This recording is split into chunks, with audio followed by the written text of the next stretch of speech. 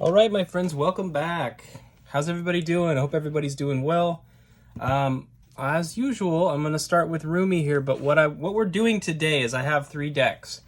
I have the Light Seers Tarot, I have the Wild Unknown, and I have the Gustave Doré deck, which if you saw the last video, you've seen it. It's that's the artist that illustrated some of Edgar Allan Poe's stuff and did a lot of biblical imagery as well. Very, very nice, I guess, pencil drawing. I'm not exactly sure. But really cool if you're into the whole gothic vibe a little bit, okay? So that's the vibe. Those are the three decks. And we're going to do a card of the day with an underlying for each one. So I want you to tap in. The main point of this channel is not for you to rely on an external factor, but rather to trust your own intuition, to recognize that the cards are simply mirrors. They are reflecting energy to you that you already are really aware of if you care to, take a look at it. So tap in and choose. Tap in and choose. Pile 1, pile 2, pile 3. Let's go ahead and take a look at our Rumi quote. When you spread the wings of love, you don't need a ladder. There you go. When you spread the wings of love, you don't need a ladder. Right. Love does allow us to take flight in many ways.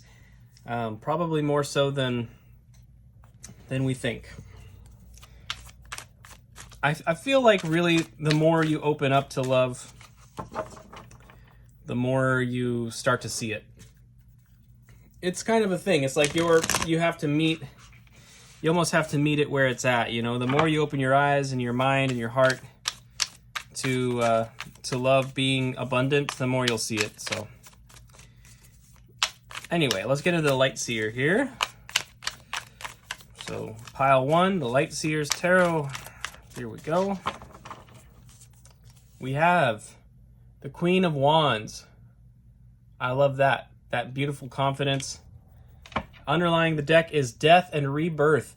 You're having a literal glow up here.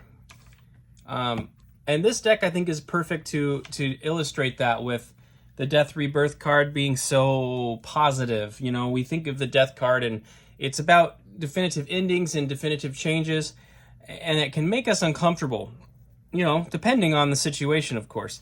But I love seeing it with this Queen of Wands.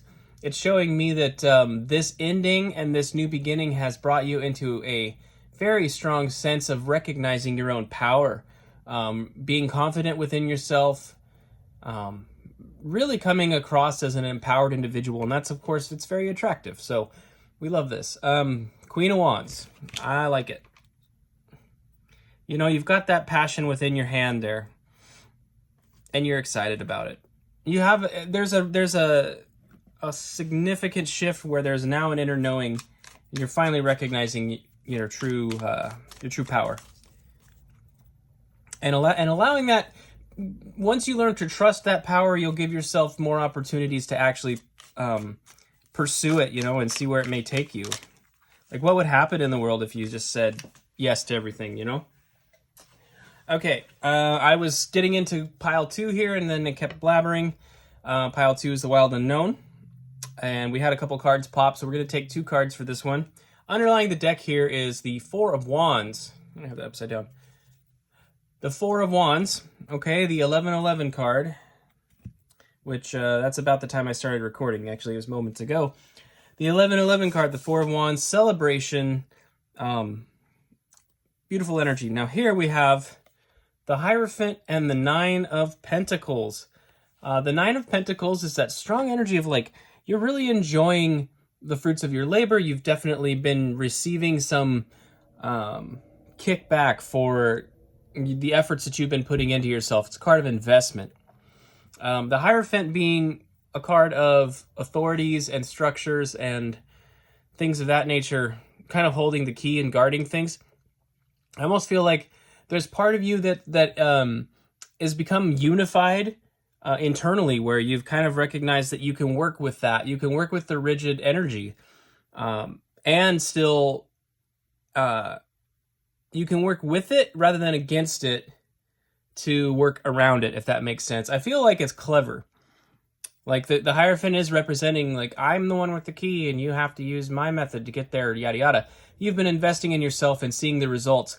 And so the vibe I pick up is almost like a Two of Swords kind of vibe, where you've gotten creative about getting around those things, but your way of doing that isn't to fight against it, but rather to work with it. The Four of Wands is also a card of partnership, right? I mean, it's in the classic Rider. It depicts the young married couple basically celebrating under the Four Wands tent. So you've got this ability to work with these rigid energies now. So it's a profound workaround, very positive. And I also would note that the feathers, there's 4 feathers there holding those 9 pentacles. So you do have another aspect of 4. That's pretty cool. So air and earth, well, air and fire, really. Excuse me. Yes, wands are fire. We know this. But it's around the area of passion and intellect, leading to a practicality. I don't know if the Authority has grounded the energy, or for some of you, you're already pretty grounded and you're just looking for practical ways to work around, like I was saying earlier. Some of you, though, just needed that practical voice, albeit rather restrictive at times, that practical voice to say, hey, that won't work. Okay, our final deck here, the Gustave Doré. I got the card that flew out. I don't know what it is yet. Let's take a look. We have the Tower. The Tower, and then that's the Tower of Babel depicted back there. The Tower of Babel was literally let me back that up. It was not literal. Is a story about the entirety of Earth's inhabitants being united towards one common goal, and that unity was disrupted by God, which is, a real nice thing to do.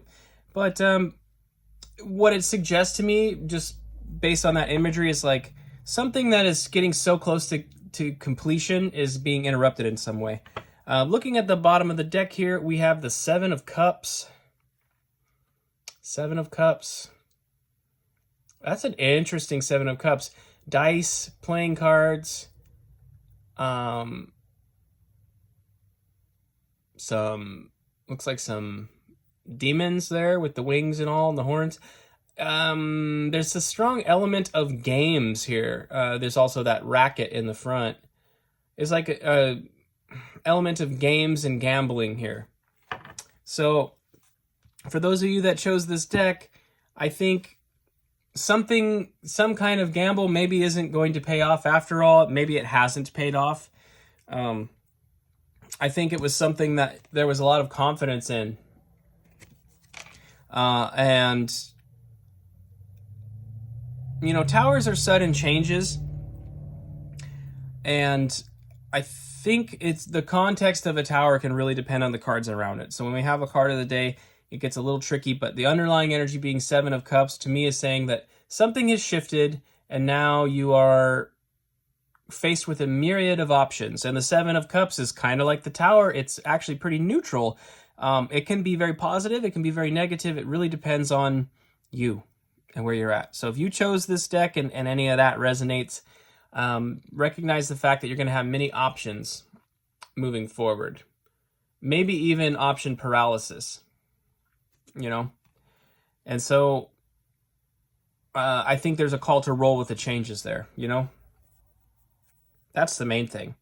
And then, so kind of cap everything off, when you spread the wings of love, you don't need a ladder. There's a call to some aspects of love in every single one of these, I think. And it kind of boils down to, in this side, we've got a sense of self-love that I feel like it kind of carries through the whole thing in a lot of ways. Self-love, love for others leads to understanding. So if you've got this obstacle type of energy that you're learning to work around, you will learn that lesson through the lens of love, I feel. It helps you to hear people more clearly when you're not in an angry or disdainful energy. Like who can hear anything when they're in that energy? And listening to things is literally the key to finding solutions. Now, on this side, it's almost a contrast. I do feel that, again, when some of these changes may take hold, to keep your emphasis on love is going to help you to, again, listen and hear what's around you and what other people are offering, because you're going to need to listen carefully and use your discernment when faced with all these decisions moving forward, okay? So that's what I have for you, friends. Thanks for being here. Hit the like button if you liked it, and I'll see you next time. Thanks.